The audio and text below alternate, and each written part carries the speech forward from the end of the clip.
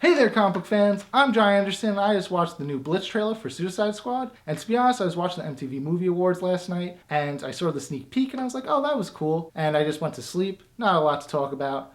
And then I woke up this morning, and there was a full trailer with a lot more footage, so I was like, oh, great, now I have to do it, or else I would have done it last night if I knew there was going to be a fuller trailer. But what are you going to do? So I'm going to leave a link right here or in the description below, so that way if you guys haven't seen the trailer, be sure to check it out before watching the rest of this video.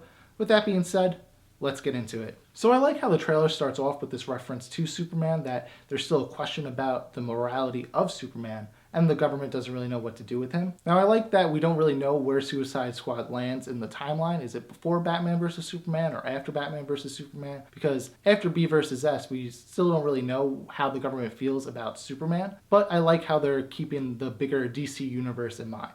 Then it follows a lot of the same beats of the previous trailers that we've seen, where we have Amanda Waller pitching the idea of a Suicide Squad. The team gets forcibly recruited into the squad, then they bring up the idea that they can use them as insurance if something goes wrong, and then insanity ensues. And I really like the song choice of Ballroom Blitz. It really goes with the fun insanity tone that they're going for, but come on, they can't beat Bohemian Rhapsody. Like, that's gonna live in infinity along with Wayne's World.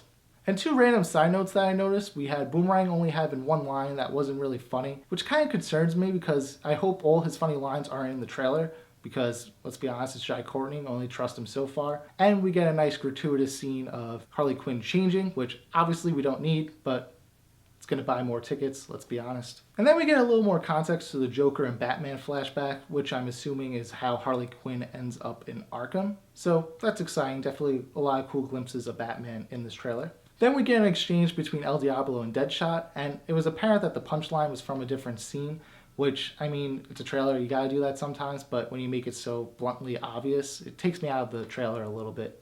And finally, we have the bar scene, which I'm assuming is at the end of the film, because all these bad guys seem to be friends now, and it'd be a great way to kind of cap off the film because this team has finally become a squad. So that's my thoughts on the new trailer. If you guys like this video, be sure to share and subscribe.